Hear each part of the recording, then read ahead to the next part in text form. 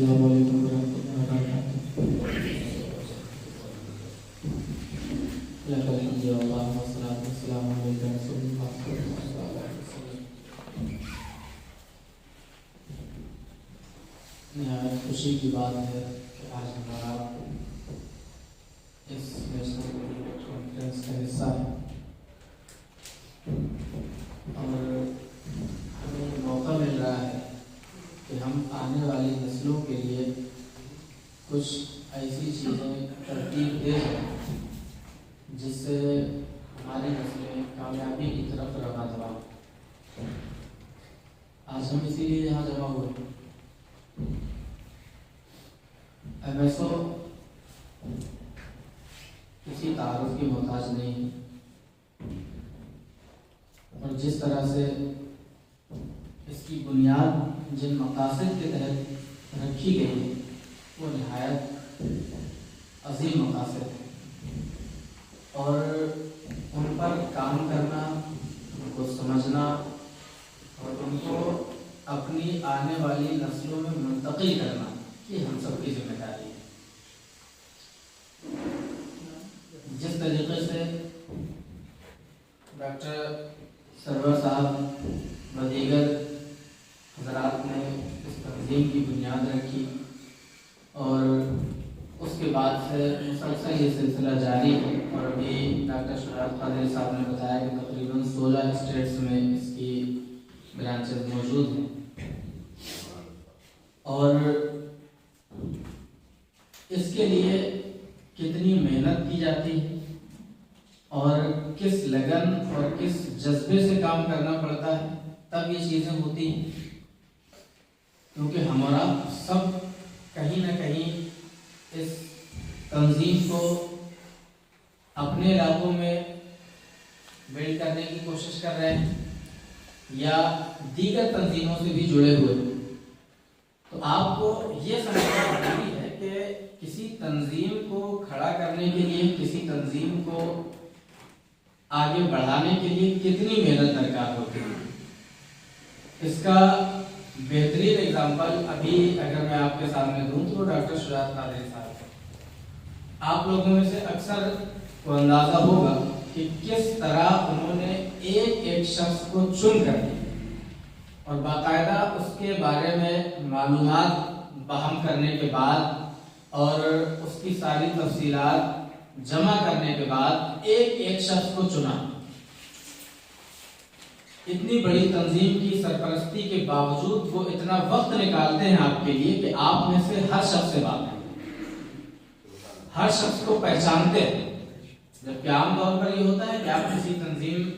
یا کسی بڑی آرگنائزیشن میں جاتے ہیں تو آپ کو جو اس کے ہیڈ ہوتے ہیں وہ آپ کو نہیں پہچانتے، آپ جس کے ذریعے سے جاتے ہیں وہی آپ کو پہچانتا ہے. لیکن یہ ایک لیڈرشپ کی کوالٹی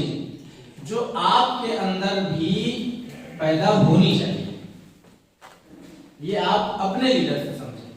کہ کس طریقے سے انہوں نے، اکثر لوگ جانتے ہوں گے، اس میں سے اکثر لوگوں کے ساتھ یہی معاملہ ہوا ہوگا کہ کہیں شجاعت صاحب نے فون کر کے آپ سے رابطہ کیا اور پھر آپ کو تنظیم کے بارے میں سمجھایا اور ایسا نہیں کہ ایک بار رابطہ کر لیا اس کے بعد کسی کے حوالے کر دیا ہو کہ یہ میرے ماتحت ہیں، ان سے آپ بات کرتے رہیے اور ان کے حوالے رہیے. نہیں، بلکہ ان کے اندر وہ لگن ہے، وہ جذبہ ہے تنظیم کو بلڈ کرنے کا، تنظیم کو کھڑا کرنے کا کہ مسلسل ایک ایک فرد تک اپنے رسائی کی کوشش کرتے ہیں، پہنچنے کی کوشش کرتے ہیں، ایک ایک فرد سے رابطہ رکھنے کی کوشش کرتے ہیں اور اس کی بات سننے کے ساتھ ساتھ اسے سمجھاتے بھی ہیں اور اس کی بات اگر قابل عمل ہے تو اس پر عمل بھی کرتے ہیں. یہ چیز ہم سب کے اندر ہونی چاہیے. یہ ان سے سیکھنے کی ضرورت ہے ہم لوگوں کو. اگر ہم تنظیم چلانا چاہتے ہیں، کسی تنظیم کے ساتھ کام کر رہے ہیں، ایمسو کے ساتھ کام کر رہے ہیں، اپنے اسٹیٹ میں کام کر رہے ہیں یا اپنے ضلع میں کام کر رہے ہیں یا اپنے کسی زون میں کام کر رہے ہیں، اس کے لیے ضروری ہے کہ ہمارا تعلق ہمارے نیچے والوں سے، جو ہمارے ماتحت جن کو ہم نے جوڑا ہے، جن کو ہم نے تلاش کیا ہے اپنی کام کے لیے، وہ ہمارا ایسا ہی ہونا چاہیے جیسا ڈاکٹر صاحب کا تعلق ہم لوگوں کے ساتھ ہے. اور اسی سے رشتے مضبوط ہوتے ہیں اور اسی سے تنظیمیں کھڑی ہوتی ہیں. ضرورت اس بات کی ہے کہ جیسا بتایا گیا بنیادی مقاصد اس تنظیم کے یہی ہیں کہ ہم لوگوں کو غیروں کے ہاتھوں میں جانے سے بچایا جائے اور اپنی تنظیم، اپنی آواز ہونی چاہیے۔ جب تک اپنی تنظیمیں نہیں ہوتی، بہت ساری شخصیتیں ہماری تباہ ہوئی ہیں،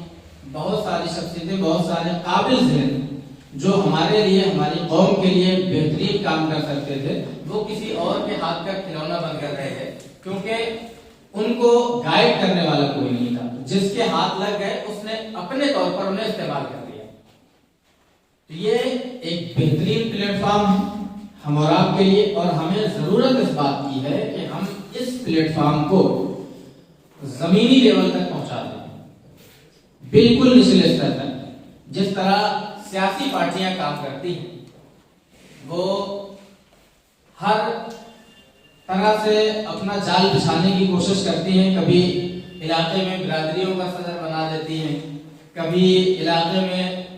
شہر کا صدر کسی کو بنا دیا جاتا ہے، کسی کو اپنے اپنے وارڈ کا صدر بنا دیا جاتا ہے، وہاں کی پوری تنظیم، اس وارڈ کی پوری تنظیم کھڑی کر دی جاتی ہے۔ اس لیول پر ہمیں کوشش کرنی ہوگی تنظیم کو کھڑا کرنے کے لیے، اس تنظیم کو پورے ملک میں پہنچانے کے لیے، کیونکہ یہ واحد تنظیم ہے اہل سنت والجماعت کی جو ہمارے لیے کام کرتی ہے، ہمارے طلبہ کے مستقبل کے لیے کام کرتی ہے۔ اور یہ تنظیم اگر مضبوط ہو گئی، یہ تنظیم اگر ہر فرد تک ہم نے اس کی رسائی کو پہنچا دیا، ہم نے اس تنظیم کو ہر فرد تک پہنچا دیا، تو یقین جانیے ہمارے طلبہ اگر یونیورسٹیز میں پہنچیں گے، یا ہمارے طلبہ جو آگے بڑھیں گے، وہ کسی غیر کے ہاتھ کا کھلونا نہیں بنیں گے، بلکہ اپنی قوم کے لیے، اپنی کمیونٹی کے لیے بہتر کام کرتے ہوئے نظر آئیں گے۔ خصوصی طور پر آپ حضرات کو بھی ہمارے کرم فرما حضرت علامہ فریدی صاحب کو سماعت فرمانا ہے۔ میں بس کچھ دیر کے لیے چند باتیں آپ سے کہنا چاہتا ہوں۔ تو سب سے پہلی چیز تو یہ ہے کہ ہم اور آپ سب، جتنے بھی لوگ یہاں پر موجود ہیں، وہ سب اپنے آپ میں نایاب ہی ہیں، کوئی کسی سے کم نہیں۔ بس فرق یہ ہے کہ ہر شخص کے اندر الگ الگ صلاحیتیں ہیں، الگ الگ کوالٹی ہیں، اور ہمیں ان ساری صلاحیتوں کو سمجھ کر اور ان ساری صلاحیتوں کو اپنی تنظیمی قوت کے لیے استعمال کرنا ہے۔ ہر شخص کے اندر ہر صلاحیت موجود نہیں ہوتی، ہر شخص سب کچھ نہیں کر سکتا، لیکن اگر چند لوگ مل جائیں الگ الگ صلاحیتوں کے، تو وہ سب کو ضرور کر سکتے ہیں۔ ہم اور آپ اپنے اپنے اعتبار سے جتنے بھی لوگ ہمارے سامنے موجود ہیں، سب نایاب اور سب کسی نہ کسی خصوصیت کے حامل ہیں، اسی وجہ سے یہاں پر موجود ہیں۔ تو ہمیں اپنی خصوصیات کو پہچاننا ہے، ہمیں اپنے زون کو پہچاننا ہے کہ ہم کیا ہیں اور ہم کیا کر سکتے ہیں۔ ان ساری چیزوں کو سمجھ کر ہمیں بہتر طور پر، منظم طور پر کام کرنے کی ضرورت ہے۔ بہت ساری چیزیں ایسی ہو رہی ہیں ہمارے یہاں جو غیر تنظیمی طور پر کام ہونے کی وجہ سے ہماری صلاحیتیں ضائع ہوتی ہیں، ہماری صلاحیتیں برباد ہوتی ہیں۔ اکثر ہم کسی ایک چیز پر اگر لگتے ہیں تو سارے لوگ اسی طرف لگ جاتے ہیں۔ یہ چیزیں جو ہیں، یہ ہمارے وقت کو بھی برباد کرتی ہیں، ہماری صلاحیتوں کو بھی برباد کرتی ہیں، اور ہماری قوم کے سرمایہ کو بھی برباد اور ضائع کرتی ہیں۔ اس لیے ان ساری چیزوں کو سمجھنا اور صحیح صلاحیت کو پہچان کر اس کا مناسب استعمال کرنا قوم کی ترقی کے لیے، قوم کی بھلائی کے لیے، یہ نہایت ضروری ہے۔ اور انشاءاللہ جب ابھی تنظیمی امور پر گفتگو ہوگی تو آپ حضرات ان ساری چیزوں کو بہتر طور پر سمجھیں گے، اور اس کے لیے کام کرنے کے لیے یقینی طور پر آپ سب تیار ہیں۔ یہی وجہ ہے کہ آپ لوگ یہاں پر تشریف لائے ہیں۔ میں امید کرتا ہوں کہ ہم اور آپ بہتر طریقے سے کام کریں گے اور اس تنظیم کو مضبوط کرنے کی کوشش کریں گے، اور اس تنظیم کو اپنی تنظیم سمجھ کر اپنے طور پر ہر اعتبار سے ہر ممکن کوشش کریں گے کہ ہم اسے آگے بڑھائیں، کیونکہ جس طرح سے محنت کی گئی ہے اس تنظیم کے لیے، جتنی قربانیاں دی گئی ہیں اس تنظیم کے لیے، جو وہ ہمیں ضائع نہیں ہونے دیں۔ اگر ہمیں اپنی قوم کی ترقی چاہیے، ہمیں آگے بڑھنا ہے، تو ہمیں ہر حال میں ان قربانیوں کو جو ہمارے لیے دی گئی ہیں انہیں ہمیں ضائع نہیں ہونے دینا ہے، انہیں استعمال کرنا ہے، ان کا فائدہ اٹھانا ہے، اور آگے کے لیے اپنے آپ کو مضبوط کرنا ہے۔ حالات सब जानते हैं। उस एतबार से बहुत सारी चीजें ऐसी हैं। हम और आपको आज एजुकेशन में सबसे बुनियादी फोकस हमारा एजुकेशन, हमारी तंजीम जो काम करती है, लेकिन इसके साथ मामलात ये होते हैं कि हमारे अभी भी देहाती इलाके के जो लोग हैं या दूर दराज के इलाकों के जो लोग हैं उन्हें सही डायरेक्शन नहीं मिल पा रहा है। जो हमारी तंजीम का बुनियादी मकसद है कि हमारे तलबा को सही डायरेक्शन दिया जाए कि किस तरफ जाए तो वो कामयाब होंगे। मिसाल के तौर पर अभी मैं तकरीबन 32 या 38 गांव का मैंने दौरा किया अपने इलाके में, और लोगों से जब पूछा जाकर के बात की स्कूली तालीम के बारे में, तो बहुत सारे लोगों का कहना यह था कि हमें ये नहीं मालूम कि हमारा बच्चा किस क्लास में तालीम हासिल कर रहा है, किस क्लास में, ये नहीं मालूम। आगे की बातें तो आप छोड़िए। तो हमारी कौम का हाल ये है, और बहुत सारे बच्चे ऐसे मिले। एक तालिब इल्म ऐसा मिला मुझे जिसने इंटर पास किया था 3 साल पहले, और जब हमारी गुफ्तगू हुई बैठे तो बाद में आकर के वो रोने लगे। उसने कहा कि हज़रत मैंने बहुत कोशिश की कि इसके आगे का मुझे कोई रास्ता मिल जाए, लेकिन कॉलेज वालों ने भी कोई मदद नहीं की जहां मैंने इंटर किया, और उसके अलावा मुझे कोई रास्ता नहीं मिला जिसके जरिए से मैं आगे की पढ़ाई कर सकता। मेरे घर वाले भी मुझे पढ़ाना चाहते थे और मैं भी पढ़ना चाहता था, लेकिन मुझे रास्ता ही नहीं। तो ये हमें तो इसी तरह के काम करने के लिए अगर हमने इसे जमीन तक पहुंचा दिया, अगर हमने इसे ग्राउंड लेवल तक पहुंचा दिया, तो यकीन जानिए कि हमारा कोई भी तालिब इल्म जो पढ़ना चाहता होगा या जिसके वालिदैन उसे पढ़ाना चाहते होंगे, वो इस तरह बेयार मददगार भटक नहीं रहा होगा। हम उनकी काउंसलिंग कर सकते हैं, उनको समझा सकते हैं कि आप यूनिवर्सिटी कैसे जा सकते हैं, उनकी तैयारियां हम और आप आसानी के साथ करा सकते हैं। आप कॉलेज में पढ़ें तो किस चीज को पढ़ें, किस चीज को ना पढ़ें, और उसकी तैयारी कैसे करें। आप 9th क्लास के बाद आपका डिसाइड हो जाना चाहिए कि आपको किस तरफ जाना है, उसके लिए आप क्या काम करें। और जो हमारे लोग नंबर के चक्कर में पड़े रहते हैं अक्सर कि 98% नंबर होना चाहिए, 90+ नंबर होने चाहिए, इसकी कोई खास अहमियत आगे बचती नहीं है। अगर आपके अंदर टैलेंट है, अगर आपके अंदर काबिलियत है, अगर आपने अपनी फील्ड में जिसमें जाना है आपको उसमें 9 से 12 तक तैयारी की है, तो यकीनन आपके लिए कितने मैंने ऐसे एग्जाम देखे हैं IAS वगैरह के जो हाई स्कूल इंटर फेल थे और IAS क्लियर कर लिया उन्होंने। तो ये कोई बड़ी बात नहीं है, एक बार फेल हुए दोबारा पास, तो कम नंबर आना ये कोई अहम नहीं। 60% प्लस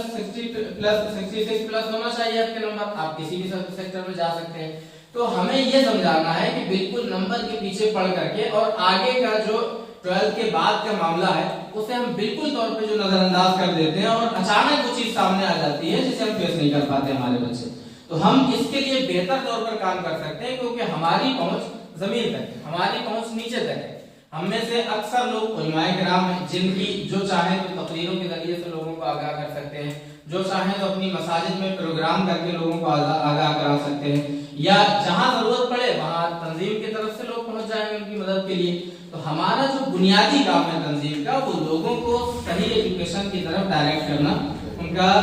सही रहनुमाई करना, उनकी ये काम अगर हम बेहतर तौर पर कर ले तो हम अपनी कौम को बेहतरीन हीरे भी दे सकते हैं, कौम और मुल्क दोनों के लिए वो बेहतरीन काम करें। इंशाअल्लाह हम लोगों को इसके लिए कोशिश करनी है और आगे बढ़ करके इस तंजीम को हमें आगे बढ़ाना है हर मुमकिन कोशिश करके, और अपने आने वाले तलबा के लिए, अपने आने वाली नस्लों के लिए हमें इंशाअल्लाह बेहतर काम करना है, जिसके जरिए से हम लोग एक बेहतरीन प्लेटफॉर्म दे सकें अपने आने वाली नस्लों के लिए। अस्सलाम वालेकुम।